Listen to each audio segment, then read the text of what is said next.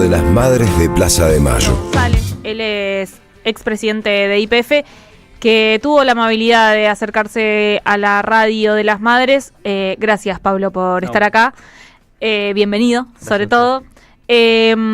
Para conversar un poquito, porque hubo algunas novedades en estos últimos días sobre la situación de YPF. ¿Querés contarnos un poco cómo ves? Hubo algunas notas ahí sobre tus declaraciones en las redes, pero bueno, ¿querés contarnos un poco cómo estás viendo esta situación? Que bueno, ya es público conocimiento, ya se estuvo hablando bastante en la radio sobre el tema, pero bueno, nos parecía importante tener tu palabra con el conocimiento. Sí, bueno, fue bastante dinámico a partir del lunes. Uh-huh. Lo que salió el lunes fue un fallo de ejecución sobre un fallo de primera instancia. Sí. Ese fallo de primera instancia es de mayo del 2023, donde la jueza de Nueva York ordena indemnizar a un fondo buitre, a Burford Capital y a Eaton Park, que era también accionista, otro fondo de inversión que era accionista, que compraron, como todo el mundo sabe a esta altura, la quiebra de dos Petersen, de Petersen Inversiones y Energía en España. Esa compra fue de unos 15 millones de dólares, uh-huh, más el 30% de derechos para la quiebra, y la jueza termina resolviendo una suma exorbitante, digamos, difícil de explicar, de 16.000 millones de dólares de daños, ¿no?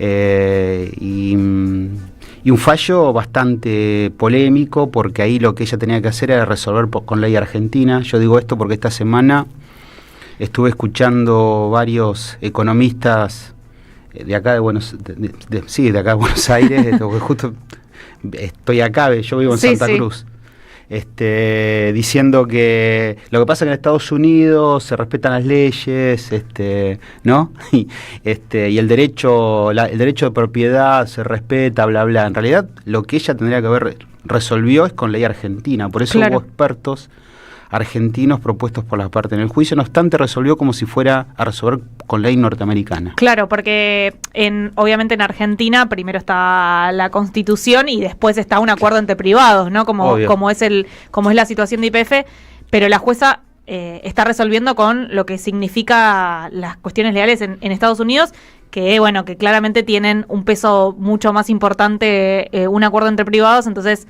no acata lo que significa acá una ley de estatización y que fue votada en el Congreso, ¿no? Digo, hay ahí como todo un mecanismo medio raro que no se sabe muy bien de qué manera sigue, digamos, esta situación. Ella tendría que ver, nosotros votamos esa ley, yo la voté, yo era senador por Santa Cruz. Uh-huh.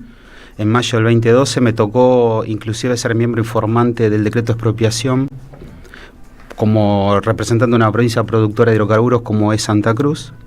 Y lo que ahí votamos fue una ley de orden público, obviamente, donde pone por encima del estatuto de YPF el artículo 7, que obligaba a la oferta pública de acciones, que es lo que la jueza pone de relevancia por encima de la ley, una ley de expropiación en función de la ley 21449, uh-huh, que es nuestra ley de expropiación. Esa ley de expropiación, artículo 10, dice que lo que se paga es el valor objetivo del bien. O sea, en este caso, el 51% de las acciones que estaban en manos de Repsol, que después Axel Kicillof arregla con la petrolera en 5.000 millones de dólares, la mitad del valor. Lo que dice la jueza es que el Estado argentino debió respetar el estatuto de YPF y hacer una oferta pública de acciones al resto, y esto fue una expropiación, digamos, ¿no? Es decir, es uno de los pocos casos en nuestra Constitución donde el derecho privado cede frente al derecho público, uh-huh, digamos, y por una cuestión de necesidad pública, en este caso la caída de inversiones y todo lo que estaba pasando en las provincias productoras, resolvimos la expropiación. La verdad que yo escucho también mucho de cuánto nos va a costar esto, etcétera, etcétera. Primero, YPF el año pasado facturó 19.000 millones de dólares. Es dueña de YPF es la soberanía de Argentina de los próximos años, siempre y cuando se sigan desarrollando los yacimientos no convencionales de la forma que se vienen haciendo. No que se viene haciendo estos últimos 2 trimestres, donde YPF dio pérdida, es decir, el primer trimestre del 2025 dio pérdida, el último trimestre del 2024 dio pérdida, 2 trimestres consecutivos dando pérdida, con un aumento de combustibles por encima del 310%.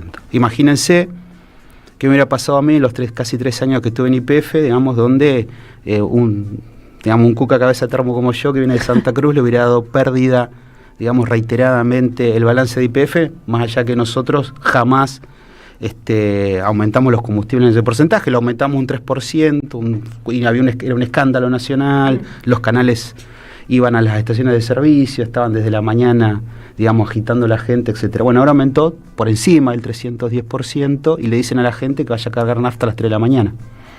Y esos son los beneficios que supuestamente se le da a un país productor de hidrocarburos, donde la gente paga el valor de la nafta como si fuera valor internacional, en función de la ley base, ¿no? Lo que hace la ley base es, digamos, deja de lado el barril criollo y cualquier tipo de fórmula que existía para poder atemperar, digamos, en la Argentina los vaivenes del precio internacional y adecúa nuestra legislación al precio internacional, con lo cual mañana recrudece, por ejemplo, el conflicto entre Irán e Israel y aumenta el crudo en el mundo, sí, y aumenta la nafta en Argentina.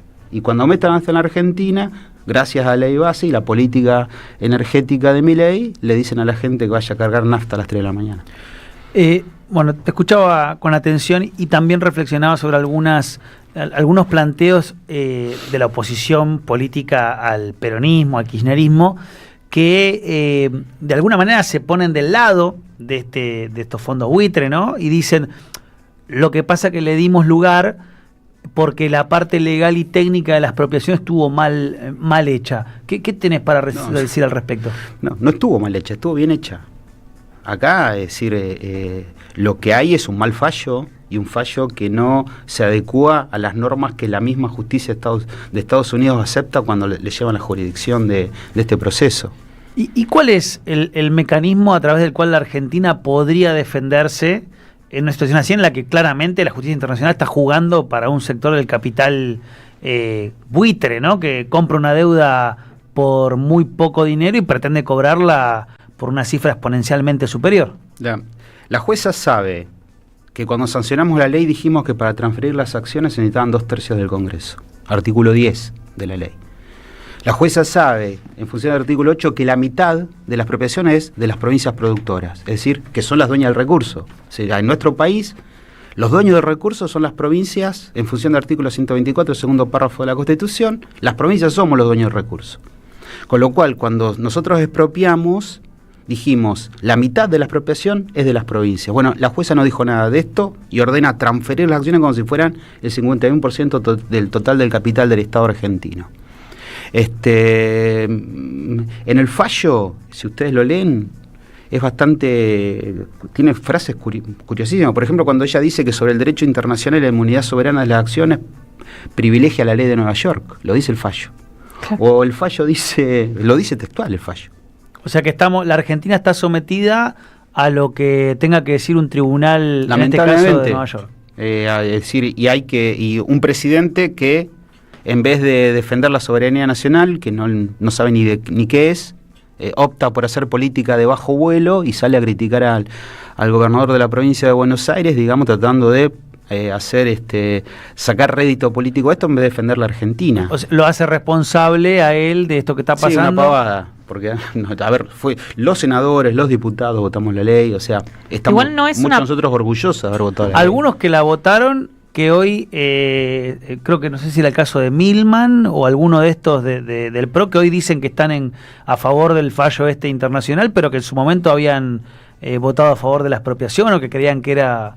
No sabía eso. Eso lo comentó Kicillof en esta radio. Yo igual fui diputado nacional un año y los conozco, ahí más o menos los vi y no me sorprende de algunos de igual perdón Pablo que te frene, pero no es una pavada porque la justicia estadounidense puede utilizar porque se está juzgando al Estado Nacional y el presidente es en este momento el que comanda, digamos, ese Estado Nacional. Y se pone del lado de los otros. Claro, y en términos de la justicia de Estados Unidos se puede utilizar los dichos de ese mandatario. Claro, para favorecer el proceso del fallo de la jueza e incluso digamos, Javier Milei está cuestionando a Axel Kicillof, digamos, poniendo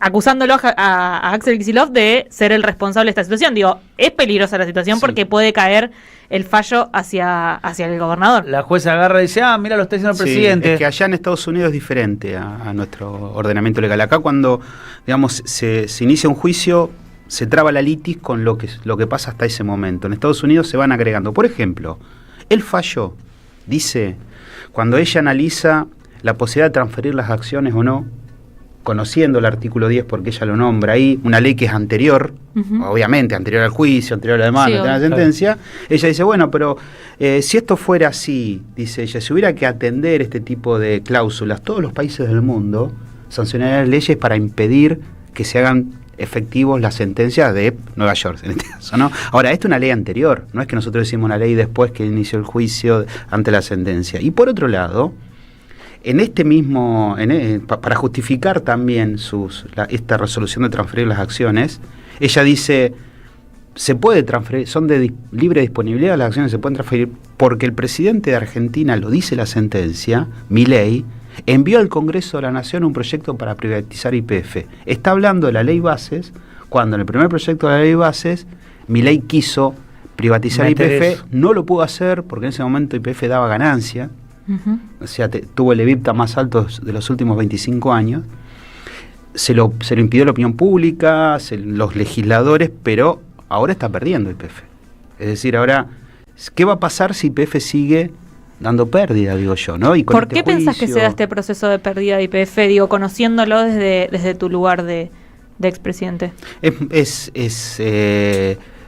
Digamos, bueno, ayer nosotros iniciamos una diplomatura que se llama Energía y Soberanía en OSIPEX, en el observatorio con la UTN, la UMET, la Universidad de La Pampa de Río Negro, que a mí me toca ser secretario ejecutivo este año de la diplomatura. Nosotros ahí lo que hicimos fue analizar esto. Y pusimos en las filminas el informe del trimestre del balance, del trimestre del primer Q, que se llama de YPF, que está en inglés, en la página está en inglés. Está en inglés. En un homenaje, digamos, justo era 4 de julio, decíamos, no es una casualidad, parece, pero está en inglés. Menos $10 millones de pérdida en el trimestre, pero hay un llamadito que dice, no tiene en cuenta, dice la pérdida de unos 400, creo que eran $80 millones por la venta de áreas maduras, ¿no? ¿Qué quiere decir esto?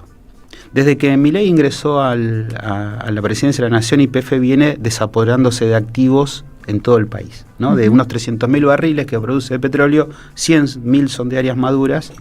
Eso en la cuenca del Golfo San Jorge, en la provincia de Santa Cruz y de Chubut, por ejemplo. En Neuquén vende 2 clústeres de 7 áreas y ustedes saben quién ganó, quién fue el feliz poseedor, digamos, de esas 7 áreas y 2 clústeres, Javier Iguacel. Javier Iguacel hace una empresa 3 meses después que se inicia este proceso de venta, vaya a saber por qué se llama Andes, ¿no? Pobre San Martín. Digamos, se llama Andes, la venta de las áreas de 55 áreas de YPF, digamos, se llama Andes. Mosconi se debe estar revolviendo la tumba, ¿no? Venden las 55 áreas y justamente las de Neuquén, que son áreas maduras, pero con posibilidad de irte a áreas no convencionales, que es la que todo el mundo está queriendo hoy. Es decir, dice la ley que cuando uno tiene áreas maduras, ¿sí?, y al lado encuentra áreas no convencionales, puede hacer un solo área y a su vez prorrogar los plazos por 35 años. Gana Iguacel, ¿no? Gana Iguacel. Imagínense si yo, digamos, en YPF, como presidente de YPF, hubiera dejado que alguna persona de Santa Cruz hubiera creado una empresa petrolera 3 meses después que entré, y yo le hubiera vendido las cosas que me hubieran dicho a mí si nosotros hubiéramos vendido áreas, las cosas que le hubieran dicho, estaremos por tirar caca, digamos, el coso, están en el 6, imagínense, estaríamos hubiera reabierto la cárcel de Ushuaia. Bueno, se la dieron a Iguacel, que no tenía empresa, que no tiene la más pálida idea de lo que se trata esto, que fue un denunciador serial, etcétera. Las tiene Iguacel. Hizo una empresa con 30 millones de pesos. integró el 7 millones y medio de pesos, que es el 25% de la sociedad, como dice la 19.550, y le dieron las áreas. Pensando esto que decís vos, pero del lado nuestro, ¿no? El lado del peronismo, el kirchnerismo, el campo nacional y popular, y pensando en la soberanía energética, si en algún momento al peronismo le toca nuevamente gobernar, ¿qué te parece desde tu expertise, desde lo que vos sabés, que debe hacer el Estado? ¿Cómo debe pensar al sector privado? ¿Cómo debe incluirlo? Si es que viste algún evento problemático tal vez en el pasado con el sector privado y el Estado en relación a la energía. ¿Y cómo podemos pensar, digamos, cómo tiene que vincular el Estado con el sector empresario? Con la ley de Cristina del año 2012. Es una ley que recuperó YPF. YPF fue la que desarrolló Vaca Muerta, la que hizo la mayor cantidad de inversión. Esa YPF es la YPF que firmó con el sector privado los acuerdos que permitieron desarrollar Vaca Muerta, con Chevron, por ejemplo. ¿Se acuerdan las cosas que dijeron cuando se firmó con Chevron? Barbaridades, dijeron, ¿no? Y ahora, digamos, es lo que permitió desarrollar Vaca Muerta y tener superávit energético en la Argentina, ¿no? Ese es el modelo donde hay una YPF nacional integrada por las 5, digamos, el directorio de YPF es un directorio federal. Tiene 5 provincias, que son las 5 provincias de los FEPI, después hay uno que es los trabajadores del SUPE, después están, digamos, está la Acción de Oro, es decir, esa YPF que firmó con Petronas, por ejemplo, en el año 2014, firma con Petronas venía desarrollando un yacimiento con YPF en Neuquén, donde venía produciendo 50.000 barriles, habíamos firmado el proyecto de GNL, Petronas es la cuarta del mundo, en GNL, de 100% del Estado malayo, ¿no? La cuarta del mundo, 100%. El Estado funciona, ¿no es cierto?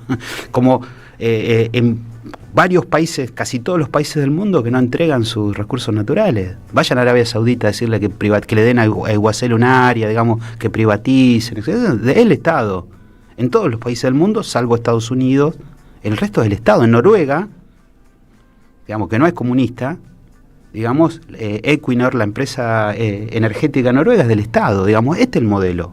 Funcionaba el modelo. Lo que se está discutiendo en África es eso, de alguna manera hoy en el África Central está discutiendo soberanía energética, quedarse con el oro que produce, sacar a Francia, es una discusión súper actual la que está viendo.